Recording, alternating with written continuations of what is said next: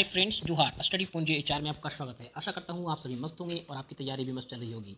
आज हम लोग JSSC CGL, JSSC LDC steno, JSSC सहायक आचार्य, जेएसएससी फील्ड वर्कर्स, जो भी एग्जाम्स से झारखंड के आने वाले सभी एग्जाम्स के लिए आपका जीके का क्या फ्रेंड्स, तो जीके जनरल सामान्य अध्ययन जो बोलते हैं, जीके का प्रैक्टिस सेट नंबर 9 शुरू करने वाले हैं। ऑलरेडी हम लोग 8 सेट करा चुके हैं फ्रेंड्स। अगर आपने नहीं देखा है तो हमारे यूट्यूब का प्लेलिस्ट में जाकर देख सकते हैं। चलिए बिना देर के शुरू करते हैं। क्वेश्चन नंबर 1 में क्या दिया हुआ है फ्रेंड्स, क्या दिया हुआ है 1 में कि 1905 में क्या दिया हुआ है कि 1905 ईस्वी में लॉर्ड कर्जन द्वारा किया गया बंगाल का विभाजन कब तक बना रहा। क्या बोल रहा कि 1905 ईस्वी में लॉर्ड कर्जन द्वारा किया गया बंगाल का विभाजन कब तक बना रहा। ए, प्रथम विश्व युद्ध तक, जिसमें अंग्रेजों को भारतीय सैनिकों की आवश्यकता पड़ी और विभाजन समाप्त किया गया। बी, सम्राट जॉर्ज पंचम द्वारा दिल्ली में 1911 के शाही दरबार में कजन के अधिनियम को निराकृत किया जाने तक।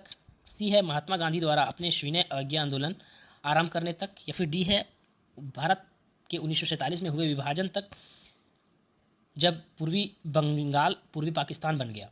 कब तक था फ्रेंड्स, तो इसका उत्तर जो हो जाएगा फ्रेंड्स वो आपका हो जाएगा, क्या हो जाएगा, इसका उत्तर हो जाएगा बी। क्या हो जाएगा, बी। सम्राट जॉर्ज पंचम द्वारा दिल्ली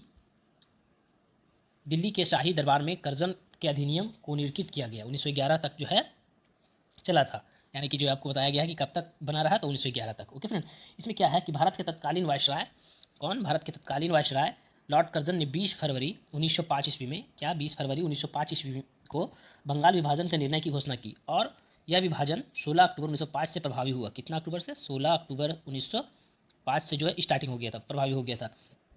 वायसराय लॉर्ड हार्डिंग, क्या नाम है, लॉर्ड हार्डिंग द्वितीय के कार्यकाल में 1911 में, तब तो 1911 को ब्रिटिश सम्राट ने बंगाल का विभाजन रद्द कर दिया। कौन रद्द कर दिया, तो वायसराय, नाम क्या था, वायसराय, ये तो उसका वायसराय वहाँ का कहते हैं, उसको बोलते हैं, नाम जो है वो आपका होगा लॉर्ड हार्डिंग। क्या नाम था friends, Lord Hardinge. Okay friends, किसके द्वारा, लॉर्ड हार्डिंग के द्वारा रद्द कर दिया गया था। अगला प्रश्न है क्वेश्चन नंबर 2 में क्या दिया हुआ है कि 1921 में क्या दिया हुआ है कि 1921 में निम्नलिखित में से किस भ्रमण के दौरान गांधी जी ने अपना सिर मुंडवा लिया। क्या बोल रहा है कि किस निम्नलिखित में से किस भ्रमण के द्वारा गांधी जी ने अपना सिर मुंडवा लिया और धोती लंगोटी पहनना आरंभ कर दिया ताकि वे गरीबों को समतुल्य पहचाने जा सके। ए, अहमदाबाद, बी, चंपारण, सी, चौरा चौरी और डी, दक्षिण भारत। अगर आपको आंसर मालूम है फ्रेंड्स तो प्लीज़ कमेंट कीजिएगा। इसका जो उत्तर हो जाएगा वो आपका हो जाएगा डी, दक्षिण भारत। क्या हो जाएगा, डी, दक्षिण भारत।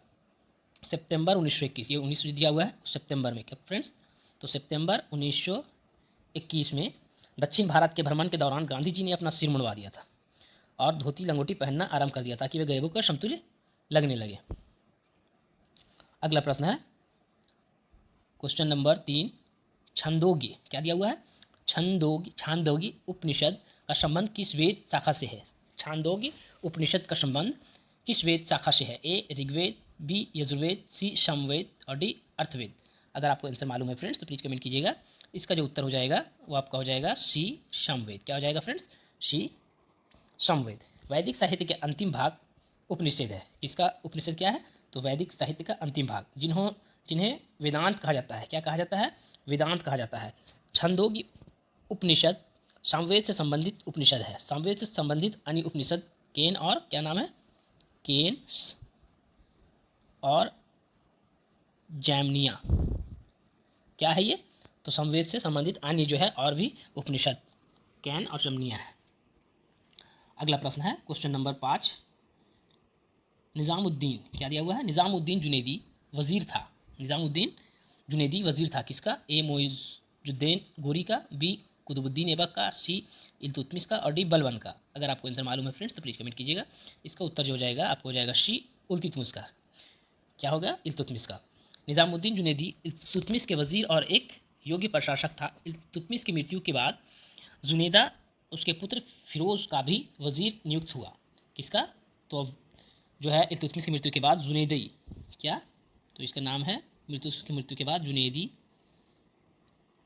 उसके पुत्र फिरोज का भी, किसका, फिरोज का भी वजीर नियुक्त हुआ था। ओके फ्रेंड्स, अगर आपको इसका पीडीएफ चाहिए फ्रेंड्स तो हमारे टेलीग्राम चैनल ज्वाइन कीजिए। टेलीग्राम का जो लिंक है आपको इसका डिस्क्रिप्शन में मिल जाएगा ओके फ्रेंड, वहाँ पे आप ज्वाइन कीजिएगा। ऑलरेडी 8 प्रैक्टिस सेट का जो है आपका ऑलरेडी डाल दिया गया है। और सिर्फ मैंने जीके, झारखंड जीके, साइंस और कंप्यूटर का ही नहीं, बल्कि आपको मैथ्स और रीजनिंग भी उसी में इंक्लूड है। क्या क्या? तो मैथ्स और रीजनिंग, आप उससे भी आप प्रैक्टिस सेट लगा सकते हैं फ्रेंड्स। ओके, अगला प्रश्न है क्वेश्चन नंबर 6 में क्या दिया हुआ है? सूची 1 को क्या दिया हुआ है? सूची 1 को सूची 2 में सुमेलित किए तथा कीजिए होना चाहिए यहाँ पे, तथा नीचे दिए गए कूट के सही उत्तर चुनिए। क्या बोल रहा है कि सूची 1 को सूची 2 में सुमेलित कीजिए तथा नीचे दिए गए कूट का सही उत्तर चुनिए। पहला क्या दिया हुआ है सूची 1 में और सूची 2 में? फिरोज तुगलक, बलबन, अलाउद्दीन और जहांगीर। इधर दिया हुआ है दीवानी रियासत, दो दिया हुआ है नौरोज, सी है नहरों का निर्माण और सर टॉमस रो। तो क्या क्या होगा फ्रेंड्स? अगर आपको इसका आंसर मालूम है तो प्लीज़ कमेंट कीजिएगा। तो देखिए हम लोग सबसे पहले मिलाते हैं, उसके बाद आंसर देखते हैं। फिरोज तुगलक जो द्वारा है वो क्या किया गया था? तो इसको नहरों का निर्माण किया गया था, इसमें ये मैचिंग होगा। बलबन के द्वारा क्या था? नौरोज था। अलाउद्दीन खिलजी के द्वारा क्या था? तो आपका क्या था? तो दीवान रियासत था। और जहांगीर के द्वारा सर टॉमस रो था। तो आप देखते हैं हम लोग क्या क्या नीचे मिला हुआ है, देखते हैं। पहला है 1 का 3, 1 का, ए का 3, फिर होगा 2 का 2 यानी कि बी का 2, सी का 1 और डी का 4। 3 2 1 4। तो आंसर क्या दिया हुआ है फ्रेंड्स? देखिए 3 2 1 4 में 3 2 1 4, देखिए 3 2 1 4, 3 2 1 4, ये दोनों में आंसर सेम है फ्रेंड्स। 3 2 1 4 जो दिया हुआ है ये दोनों में दिया हुआ है। तो इसका उत्तर किसी एक को चुन लेंगे, क्योंकि हो सकता है मिस्टेक से इन लोगों ने, बुक वाले जो है मिस्टेक से सेम चूज कर दिया है। तो इसका उत्तर हम मान लेते हैं हम लोग बी में, 3 2 1 4 होगा, आंसर बी होगा।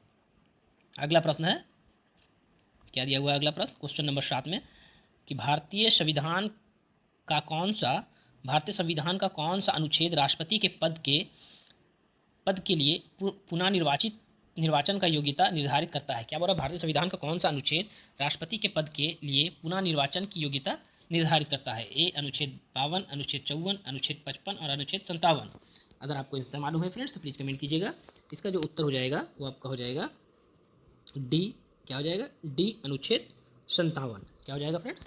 डी अनुच्छेद 57। अनुच्छेद 57 में जो है राष्ट्रपति को पुनः निर्वाचन करने की योग्यता से संबंधित है। किससे संबंधित है?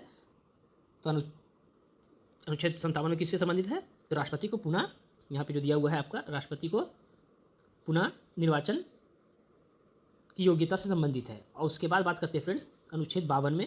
अनुच्छेद 52 में क्या संबंधित है? तो भारत के राष्ट्रपति के पद का प्रावधान है। अनुच्छेद 52 में क्या है? भारत के राष्ट्रपति के पद का प्रावधान है। भारत के राष्ट्रपति के पद का प्रावधान है।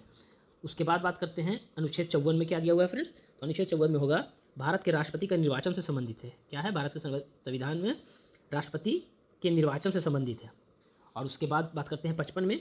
तो 55 में क्या है? राष्ट्रपति के निर्वाचन की रीति से संबंधित है। निर्वाचन के रीति से संबंधित है फ्रेंड्स। ओके, अगला प्रश्न है क्वेश्चन नंबर 8।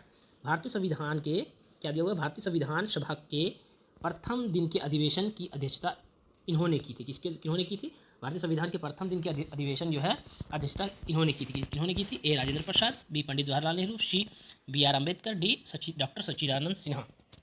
तो किसके द्वारा किया गया था जो है फ्रेंड्स प्रथम दिन का अधिवेशन? तो उसका उत्तर जो हो जाएगा वो आपका हो जाएगा डी, डॉक्टर सच्चिदानंद सिन्हा।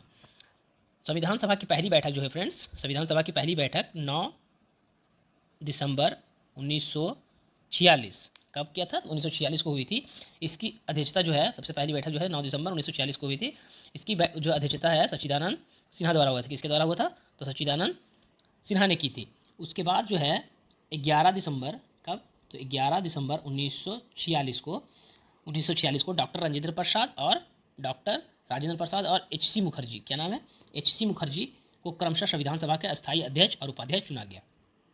अगला प्रश्न है क्वेश्चन नंबर 9 में कि निम्नलिखित में से किस व्यक्ति ने मूल अधिकारों को हमारे लोगों के लिए एक प्रतिज्ञा तथा सभी विश्व का साथ किया गया समझौता कहा गया? क्या हो रहा है? निम्नलिखित में से किस व्यक्ति ने मूल अधिकारों को हमारे लोगों के लिए एक प्रतिज्ञा तथा सभी विश्व के साथ किया गया समझौता कहा था? किसने कहा था? A Pandit Jawaharlal Nehru, B doctor B R Ambedkar, C doctor Rajendra Prasad और डी डॉक्टर एस राधाकृष्णन। तो इसका उत्तर जो हो जाएगा फ्रेंड्स, अगर आपको मालूम है तो प्लीज़ कमेंट कीजिएगा। इसका उत्तर जो हो जाएगा वो आपका हो जाएगा D, doctor S Radha Krishnan. Doctor S Radha Krishnan ने मूल अधिकारों को हमारे लोगों के लिए प्रतिज्ञा और सभी विश्व के साथ किया गया समझौता कहा था। संविधान के भाग 3 में अनुच्छेद 12 से कितना, अनुच्छेद 12 से 35 तक जो है मूल अधिकारों का विवरण है। किसका, तो भाग 3 में अनुच्छेद 12 से 53 तक 35 तक जो है क्या है, तो मूल अधिकारों का विवरण है। अगला प्रश्न है, क्वेश्चन नंबर 10 में दिया हुआ है फ्रेंड्स कि आपातकाल में राज्य विधानसभा की अवधि बढ़ाई जा सकती है। ए, भारत के राष्ट्रपति द्वारा, बी, राज्य के राज्यपाल द्वारा, सी, राज्य विधान मंडल द्वारा और डी, संसद द्वारा। तो इसका सही उत्तर जो हो जाएगा फ्रेंड्स वो आपका हो जाएगा डी, संसद द्वारा। क्या हो जाएगा फ्रेंड्स, डी, संसद द्वारा। आपातकाल में राज्य विधानसभा की अवधि संसद द्वारा बढ़ाई जा सकती है। जो इसमें आपातकाल जो लगता है फ्रेंड्स, यानी क्या लगता है, राष्ट्रपति शासन जो लगता है वो किस अनुच्छेद के तहत लगता है, तो अनुच्छेद 356 के तहत लगता है। कौन से तहत लगता है, अनुच्छेद 356 के तहत राष्ट्रपति शासन की उपलब्ध संविधान में उल्लेखित है। ओके फ्रेंड्स, चलिए अगला प्रश्न देखते हैं। क्वेश्चन नंबर 11 में दिया हुआ है फ्रेंड्स, क्या दिया हुआ है कि भारतीय संविधान के 73वें संशोधन के संदर्भ में निम्नलिखित में से कौन सा कथन सही है। कौन सा कथन सही है फ्रेंड्स, ऑप्शन दिया हुआ है ए, इसमें पंचायतों को स्वशासन सरकार को स्वशासन की संस्था स्वीकार किया गया। दूसरा है, इसमें शहरी स्थानीय सरकार को स्वशासन की संस्था स्वीकार किया गया। तो ये नहीं होना चाहिए। चलिए देखते हैं ऑप्शन क्या दिया हुआ है। ऑप्शन में दिया हुआ है फ्रेंड्स 11 का 1 में नीचे दिए गए कूट का सही उत्तर 1 और 2 दोनों, ये नहीं होगा क्योंकि 2 तो हमारे हिसाब से गलत है। बी में है 2, तो 2 तो पूरा ही गलत है, ये नहीं होगा। सी में केवल 1, तो ये हो सकता है। डी में दिया हुआ है ना तो 1 और ना तो नहीं, तो इसका उत्तर हो जाएगा फ्रेंड्स आपका हो जाएगा सी। क्या हो जाएगा, सी। इसमें जो क्या है फ्रेंड्स 19 यानी कि 73वां संशोधन जो होता है, 73वां संविधान संशोधन के अंतर्गत संविधान सभा की 11वीं अनुसूची जोड़ी गई। क्या इसमें जोड़ी गई, 11वीं अनुसूची जोड़ी गई। इसके पंचायती राज संबंधी प्रावधानों को सम्मिलित किया गया। किसको सम्मिलित किया गया, तो हम लोगों ने अभी क्वेश्चन में देखा था, पंचायती स्वशासन प्रकार, यानी कि पंचायती राज संबंधी प्रस्तावों को सम्मिलित किया गया है। इस संशोधन के द्वारा संविधान के भाग 9 क्या, तो संविधान के भाग 9 जोड़ा गया। इसमें अनुच्छेद 243 का अनुच्छेद 243 का से 243 मूर्धन ना तक, कहाँ तक फ्रेंड्स, तो 243 का ना तक अनुच्छेद है। कितना का, तो 243 से 200 का से ना तक अनुच्छेद है। अगला प्रश्न है क्वेश्चन नंबर 12, क्या दिया हुआ है कि दक्षिण पश्चिम मानसून काल में निम्नलिखित स्थानों में से सबसे कम वर्षा कहाँ होती है। क्या बोला, दक्षिण पश्चिम मानसून काल में निम्नलिखित स्थानों में से सबसे कम वर्षा कहाँ होती है। ए, कोलकाता, बी, मैंगलोर, सी, चेन्नई और डी, दिल्ली। अगर आपको इसका उत्तर मालूम है फ्रेंड्स तो प्लीज़ कमेंट कीजिएगा। इसका जो उत्तर हो जाएगा फ्रेंड्स वो आपका हो जाएगा सी, चेन्नई। क्या हो जाएगा फ्रेंड्स, सी, चेन्नई। दक्षिण पश्चिम मानसून काल में चेन्नई सबसे कम वर्षा यानी कि कितना होता है टोटल, तो 40 सेंटीमीटर। कितना होता है फ्रेंड्स, तो 40 सेंटीमीटर प्राप्त करता है। कहाँ पे, तो दक्षिण पश्चिम मानसून काल में चेन्नई में सबसे कम वर्षा 40 सेंटीमीटर वर्षा प्राप्त करती है। यह महानगर उत्तरी पूर्वी मानसून हवाओं से अपने अधिकांश वर्षा अक्टूबर से कब, तो अक्टूबर से सितंबर के मध्य लौटते मानसून से प्राप्त करता है। अगला है क्वेश्चन नंबर 13, क्या दिया हुआ है कि मृदाओं में जिस सूक्ष्म तत्व की सर्वाधिक कमी है वह है, क्या है, ए, तांबा, बी, लोहा, सी, मैग्नीज और डी, जस्ता। अगर आपको इसका आंसर मालूम है फ्रेंड्स तो प्लीज़ कमेंट कीजिएगा। इसका उत्तर जो हो जाएगा वो आपका हो जाएगा डी, जस्ता। क्या हो जाएगा फ्रेंड्स, आपका हो जाएगा डी, जस्ता। भारतीय मुद्राओं का सूक्ष्म तत्वों की कमी जिसमें प्रमुख तत्व जो है वो आपका जस्ता। क्या है, तो जस्ता, जिसको हम लोग जिंक कहते हैं। क्या कहते हैं फ्रेंड्स, तो जिंक कहते हैं। जिंक के कारण फसलों की रोग प्रतिरोधक क्षमता बढ़ती है तथा तेजी से विकास करते हैं। अगला प्रश्न है क्वेश्चन नंबर 14 में क्या दिया हुआ है, बगलिहार परियोजना किस नदी पर है। परियोजना किस नदी पर है, ए, झेलम नदी, बी, रावी नदी, सी, चिनाब नदी, डी, सिंधु नदी। अगर आपको इसका आंसर मालूम है फ्रेंड्स तो प्लीज़ कमेंट कीजिएगा। इसका जो उत्तर हो जाएगा वो आपका हो जाएगा, क्या हो जाएगा फ्रेंड्स, तो आपका हो जाएगा सी, एक मिनट, सी, चिनाब नदी। क्या हो जाएगा फ्रेंड्स, बलिहार परियोजना किस नदी पर है, तो चिनाब नदी पर है। बलिहार परियोजना जो है फ्रेंड्स, ये जो बलिहार परियोजना है एक मिनट, बलिहार परियोजना जो है वो कहाँ पे है फ्रेंड्स? तो बलिहार परियोजना जो है भारत के जम्मू कश्मीर में। कहाँ है? तो जम्मू कश्मीर। जम्मू कश्मीर केंद्र शासित प्रदेश चिनाबी नदी पर निर्मित है। इसकी विद्युत क्षमता जो है, इसकी विद्युत उत्पादन क्षमता 450 मेगावाट है। कितना है इसकी विद्युत जो है, इसकी विद्युत उत्पादन क्षमता 450 मेगावाट है। अगला प्रश्न है क्वेश्चन नंबर 15, उर्वरक क्या है? उर्वरक उद्योग के लिए कौन सा कच्चा माल नहीं है? उर्वरक उद्योग के लिए कौन सा कच्चा माल नहीं है? A naphtha, B gypsum, C sulphur और डी कास्टिक सोडा। अगर आपको आंसर मालूम है फ्रेंड्स तो प्लीज़ कमेंट कीजिएगा। इसका जो उत्तर हो जाएगा फ्रेंड्स वो आपका हो जाएगा डी। क्या हो जाएगा? D caustic soda. क्या होगा फ्रेंड्स? डी कास्टिक सोडा उर्वरक उद्योग के लिए कच्चा माल के रूप में नेफ्ता, जिप्सम, कौन कौन? तो नेफ्ता, जिप्सम, सल्फर का उपयोग होता है। जबकि कास्टिक सोडा में, यानी कि कास्टिक सोडा यानी कि आपको इसको क्या कहते हैं, एक और नाम सोडियम हाइड्रोक्साइड। क्या होगा फ्रेंड्स? सोडियम, इसका सूत्र जो नाम है सोडियम हाइड्रोक्साइड, NaOH।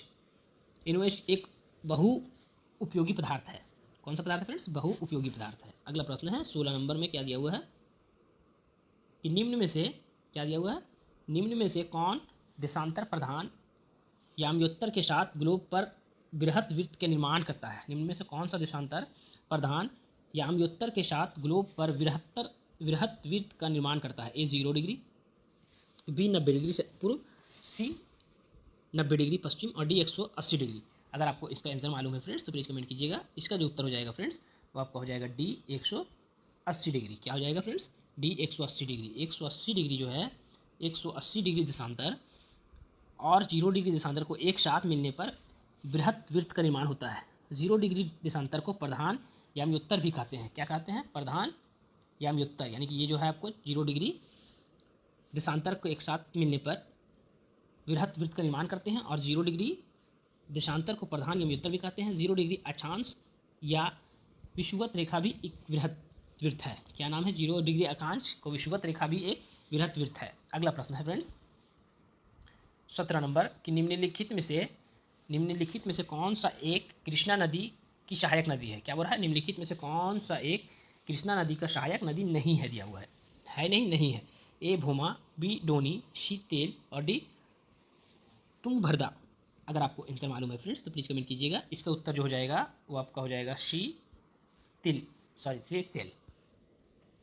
इसका जो है फ्रेंड्स कृष्णा प्रायद्वीपीय भारत की दूसरी बड़ी नदी है। कृष्णा जो है प्रायद्वीपीय भारत की दूसरी बड़ी नदी है। इसमें जो है इसकी सहायक नदी है तो क्वाइना। क्या फ्रेंड्स? तो बहुत सारा नाम है इसमें, मैं एक दो नाम बताता हूँ। क्वाइना, जैसे कि और भी नाम है कोनी। क्या फ्रेंड्स? तो कोनी। उसके बाद पंचगंगा,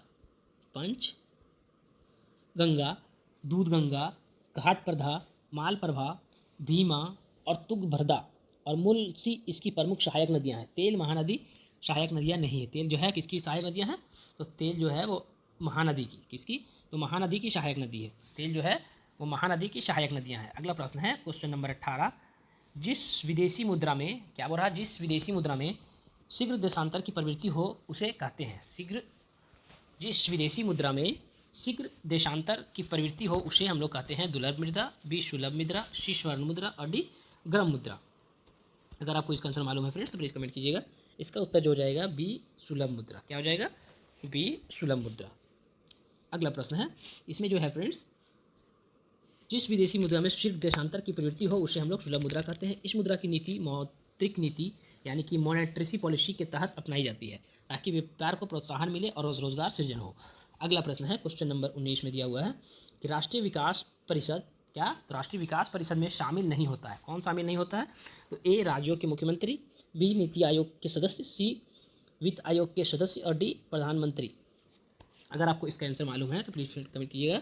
इसका उत्तर जो हो जाएगा वो आपका हो जाएगा सी वित्त आयोग के सदस्य को। क्या हो जाएगा? वित्त आयोग के सदस्य। राष्ट्रीय विकास परिषद में भारत के विकास मामलों पर निर्णय लेने के उन पर विचार विमर्श के लिए बनाया गया है। किसको? तो राष्ट्रीय विकास परिषद को जो है भारत के विकास मामलों में पर निर्णय लेने और उन पर विचार विमर्श करने के लिए बनाया गया है।